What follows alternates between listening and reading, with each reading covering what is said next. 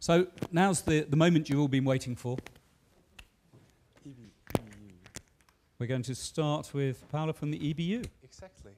So I'm hoping that our panel members will introduce themselves. They've got, I think Michael has set some very defined limits on the number of slides, 3 slides. So it's not quite lightning talks, but it's good, and then you get a chance to quiz these guys about what they've told you. So, Paola. Okay, thank you very much. I am Paola Sunna from the European Broadcasting Union Technology Innovation Department. So, okay, you have already seen this morning that. Okay. First of all, I really want to thank all the ORPHEUS people for providing the EBU with an abridged version of one of the deliverables that became the technical report 04042. It's really a great piece of work, and it will be really, really valuable for our members. You have already heard about the ADM, the EBU ADM renderer. Now we are trying to put this renderer into the ITU recommendation as one of the available annexes. And by the end of September, we are planning to publish an evaluation report on renderers comparison using the multiple stimulus ideal profile methodology that is currently in the status of a preliminary draft new recommendation at the ITU. Coming back from the EBU members, what I want to say is that, I don't know what's happening. Okay. So I would say that the broadcast community has just started embracing next generation audio technologies. Even if today you have seen some broadcasters that are also EBU members quite well advanced with NGA, with pilots, with tools, with application covering from the production to the delivery of the next generation audio. But the majority of the EBU members still need to experiment to learn about NGA. And this is one of the reasons for which the EBU has fought to arrange experimental production during the European Championship Athletics in Berlin this summer. This production will be about ultra definition, high frame rate, 100 Hz, hybrid log gamma for the video stuff, plus object-based audio live production. And for this reason, we have invited all the audio technology manufacturers to join the EBU trial. The focus won't be on the immersivity, but mainly on the interactive features provided by next generation NGA technologies. So the audio scenario will be based on 4.7 bed, plus we are thinking about 4 objects, 2 commentaries and 2 audio description. And so the main scope is to understand the easiness and readiness of this live workflow, involving mainly people coming from the production sites from our members. Apart from this trial, the priorities for the EBU. Okay, thank you. So the priorities for the EBU are, first of all, dissemination. So we wanted to share all this experience with our members. ADM interoperability, and we are thinking about Range Plug Fest probably next year. We want to continue working on the renderer development. And we are planning also to produce new test clips involving the editorial creative people from the EBU members. And we'll continue with the quality evaluation of next generation audio technologies. And I think it would be really nice also if we could think about a trial platform, reusing, if possible, some of the software components tool developed by the ORPHEUS project, and to make all these tools available to the EBU members so they can put hands on these tools and practice a little bit, and eventually we could also think about an EBU branded application similar to that we have seen before. That's all from my side. Thank you. Paola, thank you very much.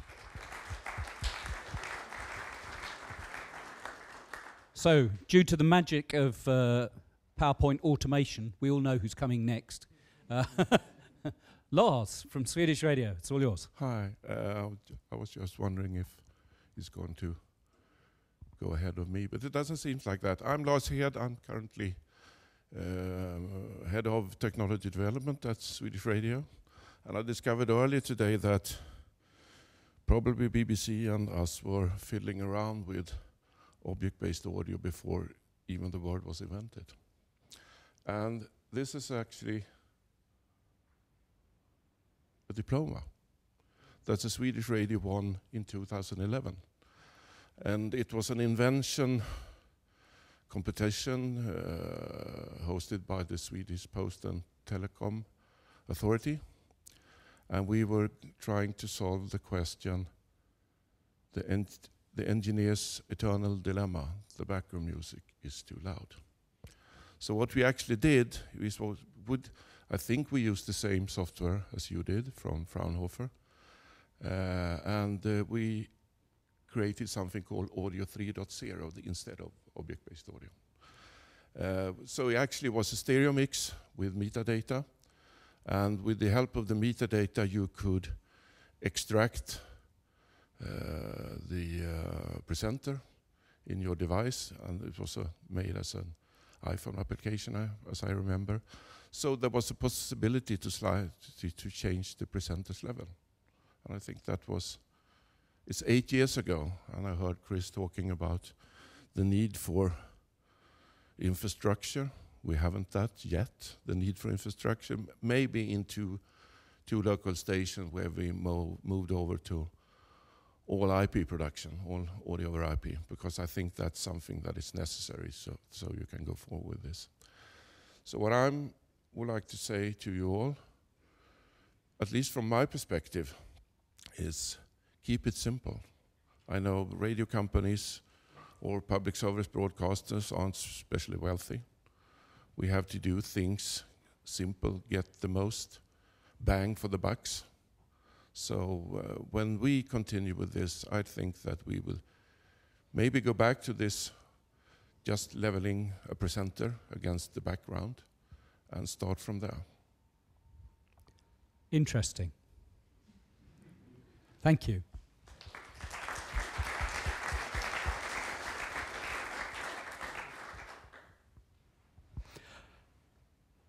France Television. Matthieu. Only one slide. Probably, yeah, just for inspiring the way we want to achieve the NGA deployment, and especially the way we think about we need something. And after the loudness revolution, who really raised the level of the user experience everywhere, and especially in France, where it was really strongly needed.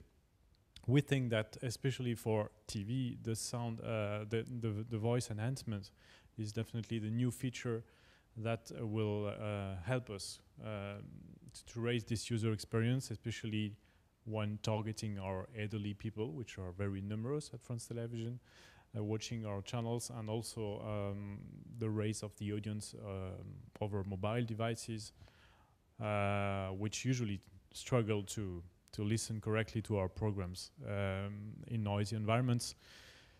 And even one day when we won't have any occupation in our cars because we won't be the driver anymore, then we will probably be also TV viewers about cars. So we also look at that point. But for today, the deployment of NGA, and especially using ADM as a master format, should first appear on the archive, on the mastering of files, especially because this kind of format allows us to cope today with any kind of legacy mix, and also the future one we already don't know. And then right after, being able to exert the dialogue and propose this dialogue enhancement feature is really the first step, where we want an end-to-end solution to be available for the end user. What is potentially new today is the fact that thanks to the digital networks, now the broadcaster, they own their players. So it's easier for us now to decide which kind of features we want to put in our players. At the same time, we still pay for terrestrial networks and so on, but we don't control the TV the people are buying. So I think if we want to raise the quality and bring this new user interface to the public, it's definitely through the digital networks we potentially control completely. And then my colleague Lidwin spoke about our research area in the new writings, the new way to create programs, and especially including VR and binaural. So this is another landscape where we are very lucky to have such an innovative department only focused on the new writing.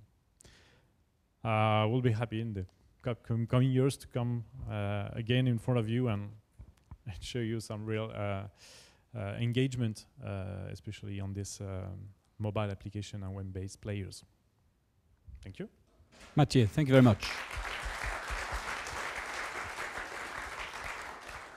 I've been desperately trying to think of a metaphor for that amazing image on your T-shirt. I haven't managed to work it out yet, but that's, yeah. There's some sort of mono-stereo, object-based tiger thing going on there. Incredible. Next up, Chris. So Baume from the BBC. I just want to give some context to my slides. So yesterday I arrived and Michael was like, you need some slides for tomorrow. I didn't have any slides. So I did this after we got back from the pub, and it seemed like a great idea at the time. So that's the background. So Werner showed this picture earlier. This is a picture I used at the very beginning of the project back in December 2015 as a food analogy for broadcasting. So the pieces of meat here are the programs, and they get fed into the broadcast chain. And what comes out is a 24/7 stream of audio, which is the kind of which is the legacy system that we have to deal with these days. And the analogy is particularly apt because what we find ourselves doing is if you want to chunk a program and provide it on demand, we kind of make a sausage out of it after it's been through this broadcast system. So my vision for object-based audio is to create a kind of make-your-own sausage system where we send the ingredients and the instructions to everyone at home. So let's run with this for a bit longer. Some people like to have different flavors of sausage. So someone might particularly like chili, someone might like leek and chive. In the audio world, you might not particularly like the music they're putting in the background of the program, so you could connect it to your Spotify account, and it would play some background music that you actually enjoy. Or, yeah, I forgot the other one. Anyway, we'll quickly move on. Maybe you're allergic to an ingredient, and you can't eat the sausage because it contains chili or something like that. Or maybe you can't hear the program because the music is too loud, so you basically want to subtract something from the program so you can take out the music. So one's adding, one's subtracting. You might have different qualities of meat. So if you have particularly bad quality meat, you might want to do something to it to make it taste a bit better. But if you're listening on just a mobile phone with a tiny little speaker, you might want to do some audio processing to try and make it sound better or mix it differently so you can actually hear what's going on. But if you've got some high quality meat or 22.2 surround system, you want to make the very best of that system. So it's about making the most out of what you've got. And finally, I think probably the most exciting thing for me is the kind of being able to adapt different sizes or different lengths of program. So I'm constantly frustrated listening to podcasts on the train on the way to work. They're never the right length. I always finish too early, and I have to start listening to another one, and then that doesn't finish, so I have to pick it up later on in the day. I think this is, for me, probably the biggest driving use case behind this technology and the kind of killer feature that will really get it adopted and really kind of drive the investment and the push towards this. That's me. Thank you, Chris.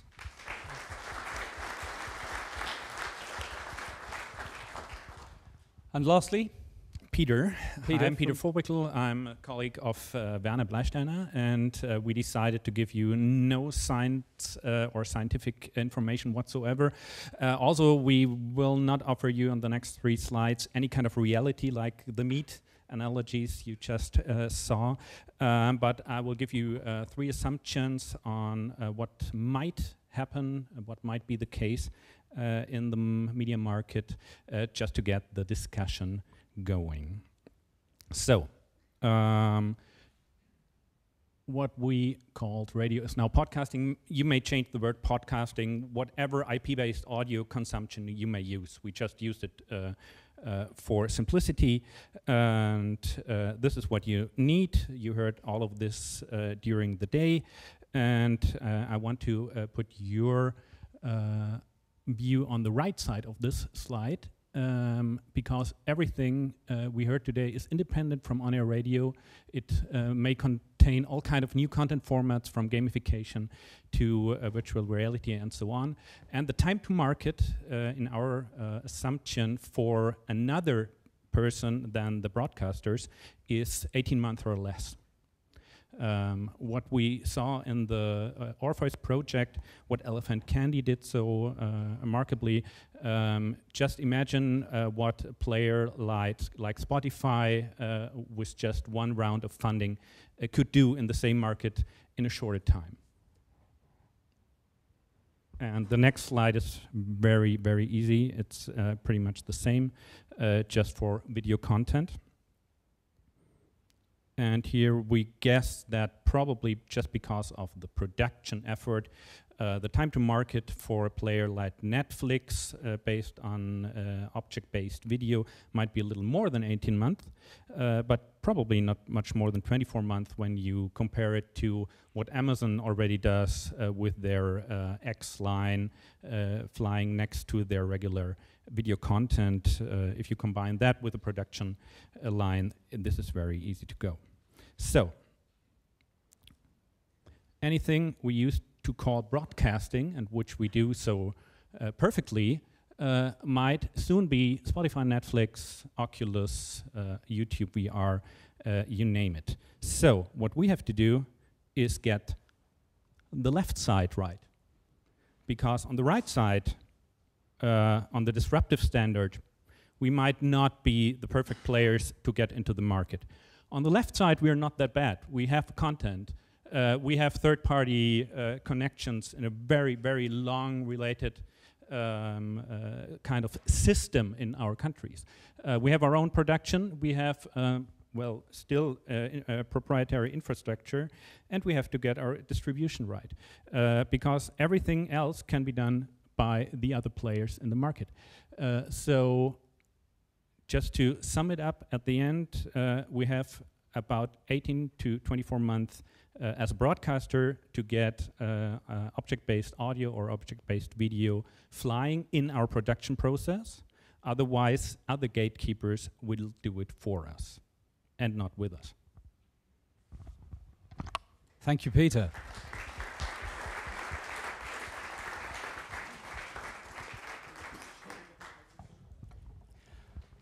So, Peter's kind of set a challenge there, I think, for everybody.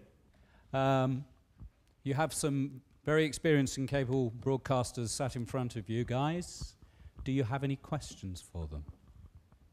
I'm going to ask one to kick it off, because I think Lars touched on an interesting thing. We've seen a lot of complexity today.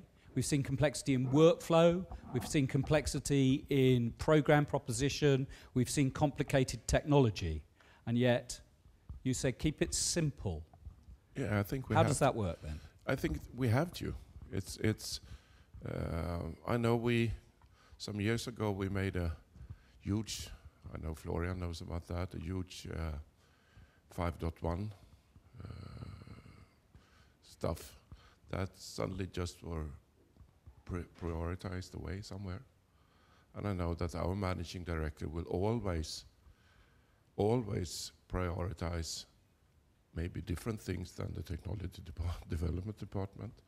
So I think we need to keep it simple, and I need to think that as we upgrade and move to, for instance, IP technology, I think that we will have a lot of features for free that we don't have today in the modern world.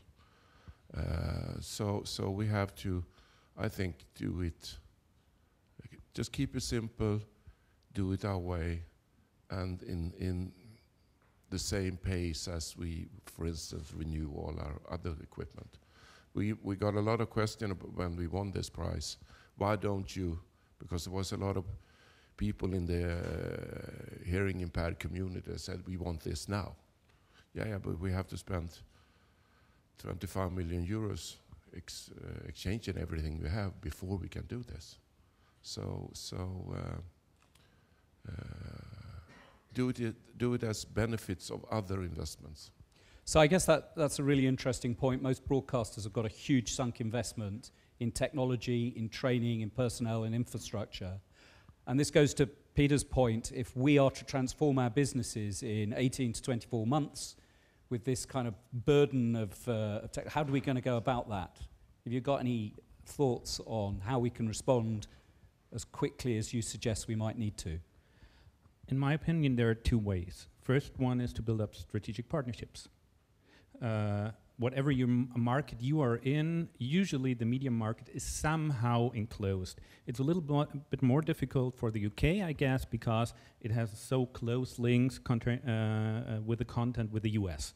Same language, same kind of style of content, and so on. There's the news business, of course, which is very delicate in every country. That's easy to keep as a broadcaster, but all the fictional, all the music stuff, this is very international, and you can do it everywhere. We are doing it today with France colleagues in the classical business market. So strategic partnerships is one thing that might help and might keep you in the market. And the other thing is strengthen whatever you do best. Do not diversify the hell out of your company. I mean, every large company that is what we call a worldwide player, they made a transition sometime in the 90s or early 21st century to focus on their core or to build up new cores. And we, as a media national broadcasters, of course, we are diversifying the hell out of our companies. We're doing more and more and more with every time less input in the single content. And this is something we have to stop at some point, because otherwise the big players like Netflix is doing it for serial television. They're putting every effort into one content. And this is the thing that sells out their complete Netflix product. Not only Game of Thrones, but the whole Netflix world is depending on 2 or 3 big contents.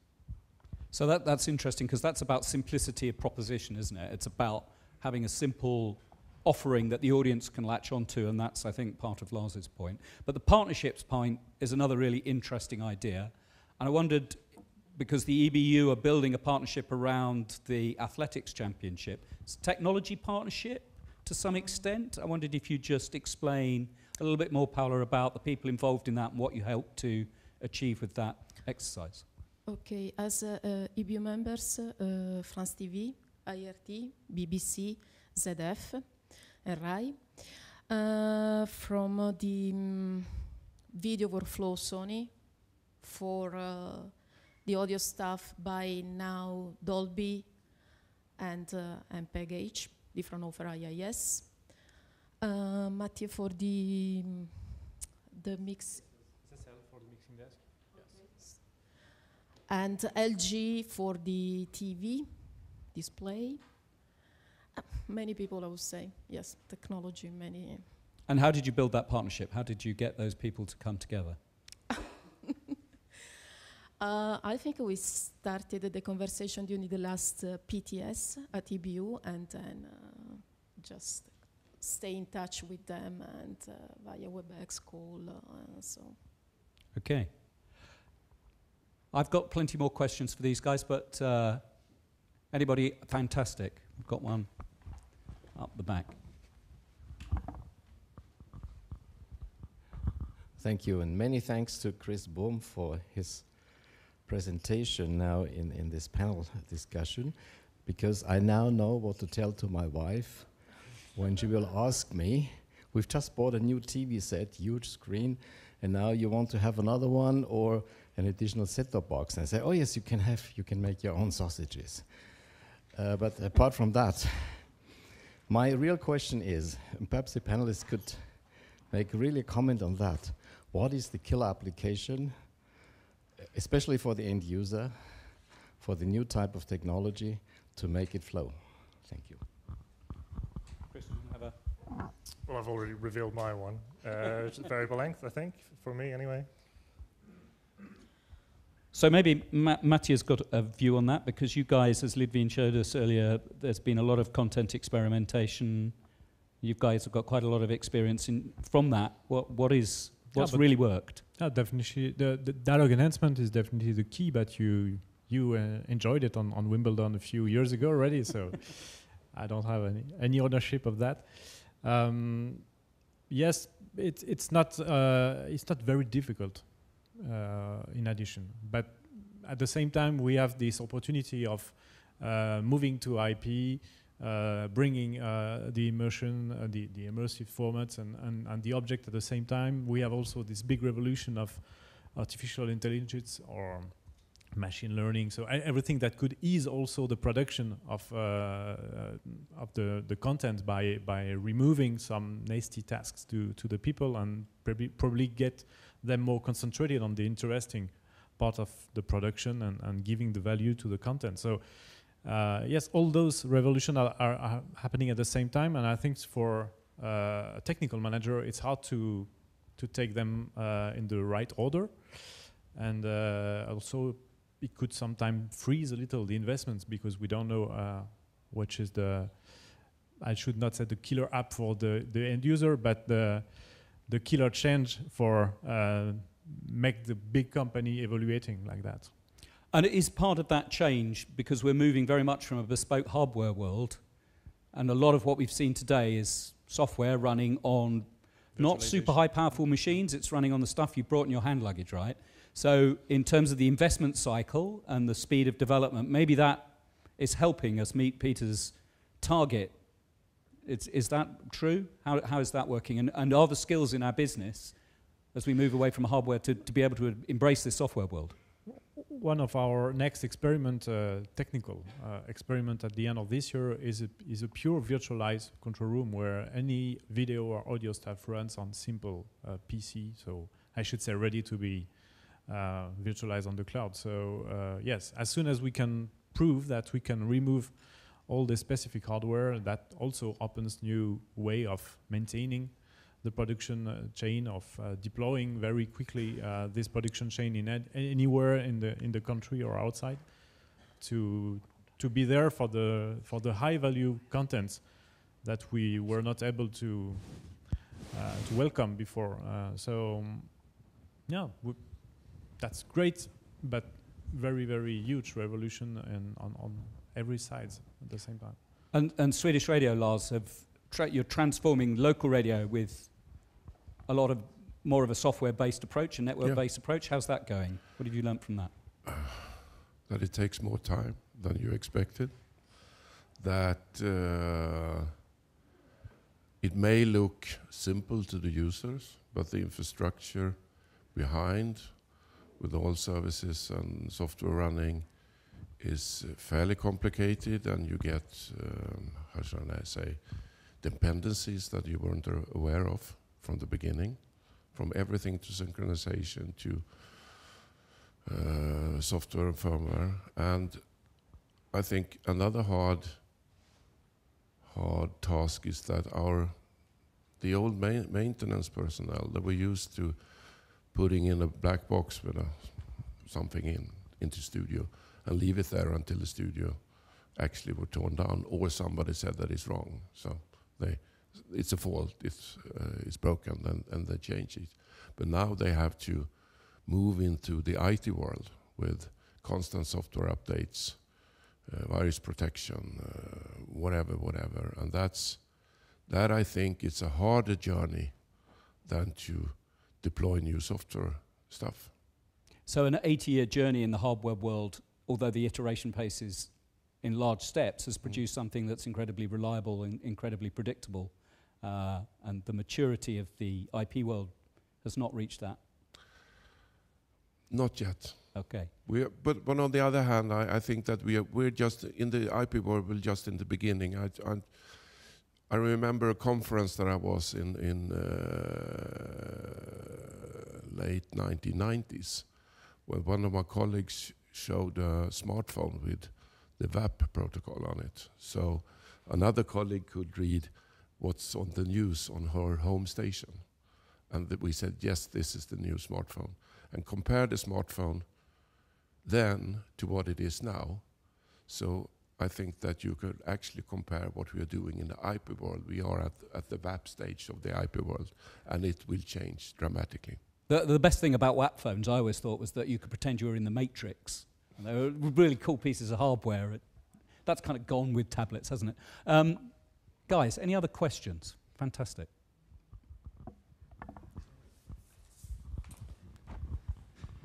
Mark Ross-Smith from Sky. The editors and the content creation tools that we've seen today for production have been either plugins or extensions of linear workflow editors. So my question is, what does the ultimate object-based editor look like? And what does it take forward from linear workflows, and what's new, whether it's with special graphics or VR tools to place objects in space? Thinking along those lines, what do you see as the best tool for the future of editing this stuff? Do you want to start on that one, Chris? So at BBC R&D, we're working on a set of tools called the Object-Based Media Toolkit, or OBM Toolkit. And that's trying to design usable production tools that are natively object-based. For instance, one of the tools is called StoryGraph, and it's about capturing a story and all the routes through that story as a graph, so that you can do things like variable length, and still for it to make sense at the end by capturing all of the dependencies on what happens later in the story must be referred to earlier, and that sort of thing. Balance, political balance, that sort of thing as well. It's very complex, but that complexity already exists in production. If you go and spend some time with documentary makers, I spent some time with a guy making a 10-part series on the history of something terribly boring. I can't remember what it was. But he had 70-odd people to interview, covering dozens of topics and all the intricacies of all the topics. So that complexity exists, but it all gets boiled down to something very simple. But if you can retain that complexity and capture that in a structured way, and then we can generate some new experiences from that. So you could, weight the amount of information on one topic, or the amount of information from one contributor, or something like that. So the complexity already exists. It's about creating tools that are usable, but can capture all of that complexity, and then melding it into something simple at the end. Matthieu, you've got some experience with tool sets in your world, France Télévisions. Today we want to train the sound engineer for using objects, so it's not an issue for dialogue enhancement and delivering the dialogue apart from the rest of the music effects and so on, because they always do that when preparing the international version. So that's why I'm very confident in the way we could archive that kind of thing and be ready quite soon for this thing. But for VR, it's just more complicated, because as soon as we choose another project, that all the one that Lidwin quoted this afternoon, we change completely the workflow at any time. We have some new plugins every week that are in the market, and they always ease the production. So it's big temptation to change everything and make it quicker and better. So I can't say today we are ready to implement such a workflow, and we have some people that are very keen on working in this very unstable situation, because they find it fun. So excellent, thank you. Hedh, up the back, I think. Yeah. Thank you. My question is, what is the next step? I mean, today we have a good design for production. We see what we can do, the tools and the workflow, but how we can help the different production society or public radio or broadcaster to start to produce like that, to explain how we can do, what we can do, and to discover together what we can do, because it's like an ocean, you know, it's very large. We can do a lot of things. We know some, for me, we just discover a little part of what we can do with this new tools and the way of production and distribution. And I think we could have a reflection about now the next tape, how we can help producer, sound engineer, and blah, blah, blah, to produce and to contribute at this story of the sound. Good question. And I think that resonates very much with the challenge that Peter was making for us. So Peter, do you have any thoughts about how to solve that very challenge? I hop very fast about on those topics, but the very first step is we have to get our internet basics right. This is the first thing. We have to get an offer out to the customer with a functioning HTML5 websites, which offer then the use of AAC audio and so on. Most of us still have some kind of websites out there that is probably more HTML 2.1, and it may play out MP3 or it may not. So this is the world we are still living in. So this is the first step. We have to get our standard basic broadcasting business, which we do very well on TV and radio. We have to get it right on the internet.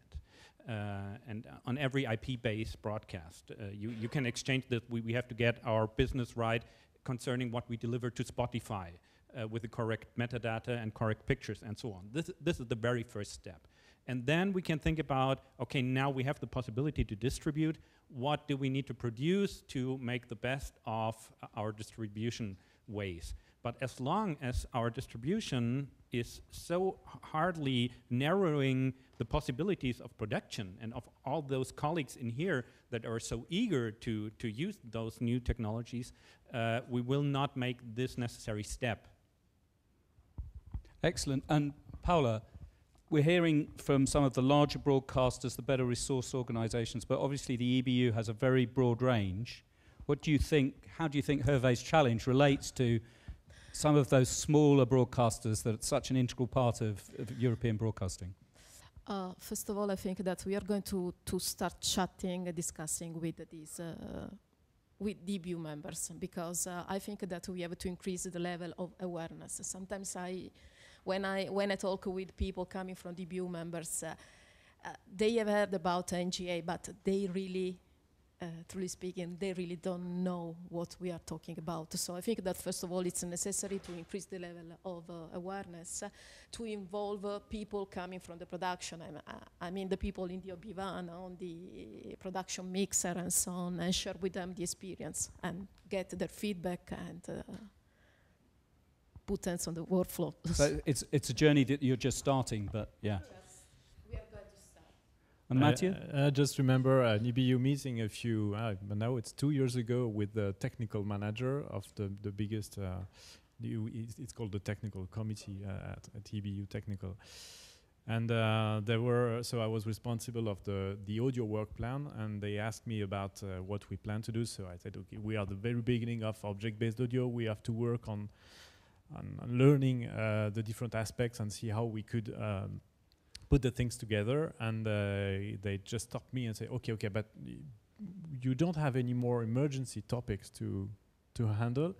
And after my presentation about NGA, they told me, yes, but we have got some hot topics before to do. And so I asked about those hot topics, and this was problem with the dialogue intelligibility, and this was problem with the audio description nightmare for mixing audio description with channels. So it was after my explanation, I think that it was not easy, and probably I failed to explain everything about object, but okay, so I was confident of the fact we had the solution in the plan, but definitely not the words to explain.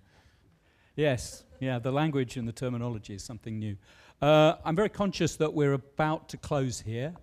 We've got a chance for one question if it's a quick one. Otherwise, I will ask the panel all to make one last statement. If you guys haven't got any questions. So I think we should end on a moment of soul-searching. What is going to be the big challenge? What is the big mistake that you've made or you're about to make? Because we have to recognize we learn a lot more from the things we get wrong than the things we get right. So I don't mean this in a negative way, because we'll come out of this better prepared and more capable as a result. So what's the big challenge? Lars has already talked about simplicity, but is there another one for you, Lars? Is there something that you think we need to do? Yeah, but it's a part of simplicity, and it's cheaper. We are, for instance, experimenting now with what we call atomized news, which is similar to what you have been doing here. Is variable length on new stuff and that you can't do actually with no technical investments at all. Just to chop the news up in small files and have markers. That's something you can do immediately without having to do large investments into heavy technology. So Mark from Sky will love that. There's something we can do today that's zero cost. Matthieu? The big fail was probably the mistake was to have brought 5.1 with a sound engineer behind and not the producers. So probably we failed in succeeding on 5.1 deployment, and I don't want to have this happening again with NGA and all the other things. So yes, let's embed and let the people from the program and the content speak at our place. So you're suggesting 5.1 was Sound's 3D TV moment. Yes. But NGA is going to be our 4K moment, which I think is quite encouraging. This is HDR, this is 4K, all rolled into one. Peter? I guess the failure and error we will make during the next 2 years, and which is very humane, but we will do it anyway, so is to underestimate exponential growth in technology markets. Yes, isn't that just a thing? Thank you. As I said, awareness and reducing the gap between cutting-edge technologies and production, operational, creative, editorial stuff. Thank you. And finally. So I think our big mistake, and it was alluded to earlier, was that we haven't learned what the audience wants. We've come up with all these amazing possibilities about what you could do, but we can't say for sure what people actually want us to deliver. So I think there's some still work to be done there to find out in a more rigorous way which feature to roll out first and which second and so on. And it is quite a challenge, isn't it? Because although, you know, various of us experimented with web offerings like Taster and Nouveau Son, the audience to some extent can be a bit self-selecting, and then after they've gone through that experience, you want them to feel they'd spend another 15 minutes with you typing in their thoughts and stuff, and that's quite a big ask. So actually getting the data and learning those experiences, that's a really, really good point, and a great challenge on which to end this panel session. So I'd just like us to thank the panel for their time in the usual manner.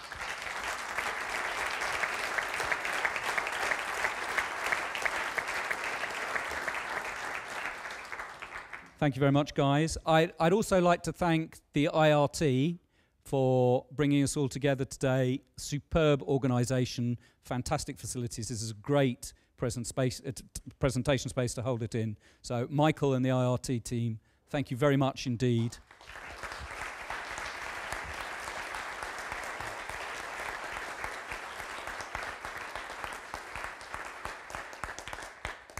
I think we've seen a bit of the future today in what ORPHEUS has achieved in 2.5 years.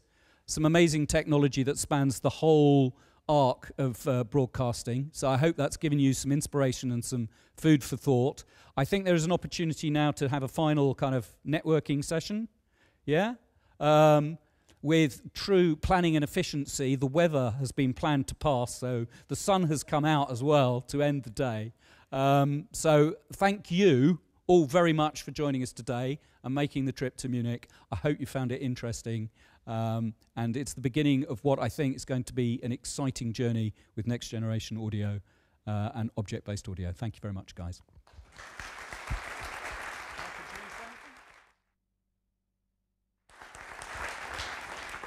Perhaps, thank you very much. Just the usual round of applause, I would say, for our moderator, Simon Tuff, I think, who made an excellent job in guiding us through the day.